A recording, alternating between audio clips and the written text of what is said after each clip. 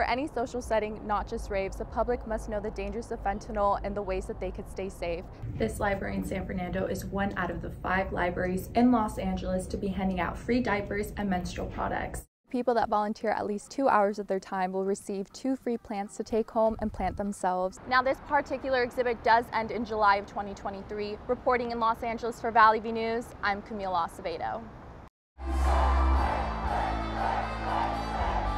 Rick Caruso spent election night surrounded by family, friends, and supporters at the Grove. He reflected on his supporters' involvement in the campaign. The dearness of people, the embraces we got, a lot of hugs over the last 9 months, and I don't know, it's something that is very special. Mariachi music welcomed supporters entering the celebration. Vendors endorsing Caruso served food. Excitement was in the air despite the close race. This event is great. Everybody here is, is very enthusiastic. It's upbeat, and hopefully that we can carry this smile for the next 4 years. Caruso ended the night with a speech reviewing his platform, which included plans to solve homelessness and curb crime in Los Angeles. I think that Rick brings a very good plan to the table, especially for business owners like myself. This is Camille Acevedo reporting at the Grove in Los Angeles for Valley View News.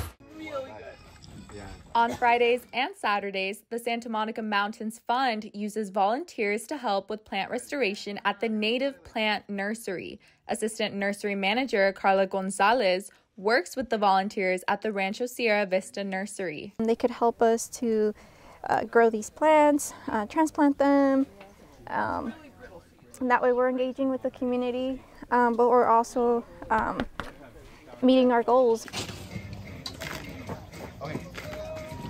Volunteers help process cuttings, transplant seedlings, sow seed flats, weed, water, and fertilize. More than 50,000 native plants are being grown for restoration. It's always great to do something that contributes to the environment, whether or not it's the physical environment or the social environment. You're part of the ecosystem. 30,000 out of the 50,000 plants here are Stipa pulchra, the purple needlegrass. The team has worked on this project for about 1 year. People that volunteer at least 2 hours of their time will receive 2 free plants to take home and plant themselves. This is Camille Acevedo in Thousand Oaks for Valley View News. Hostile Terrain 94, the undocumented migration project, shares journeys of migrants who attempt to cross the U.S.-Mexico border. Abelardo de la Peña Jr. is the Director of Marketing and Communications at La Plaza de Cultura y Artes in Los Angeles. A sadness, an anger of these lives lost, that, they made that trek voluntarily, but for what was the reason? Conditions must be so bad in their own circumstances where they're from to cause them to take this dangerous journey despite all the barriers. The exhibit showcases found items from travelers such as clothes, shoes, backpacks, and water containers. It gives attention to missing people and the families who are seeking answers. The creators of this exhibit want to raise awareness about the dangers that people experience trying to cross the border. I would want for everything to be nice.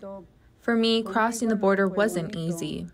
I also went through many difficulties trying to come to this country. Now, this particular exhibit does end in July of 2023. Reporting in Los Angeles for Valley View News, I'm Camille Acevedo. The University of Maine has made the first 3D printed home made entirely from recyclable materials. Much of the 600-square-foot house is made with wood waste from sawmills and bio-based materials. The home comes in pieces ready to be assembled, complete with doors, windows, and electrical wiring, and installation already built in. The house's engineers hope the project is the first step in tackling a labor shortage and lack of affordable housing in Maine.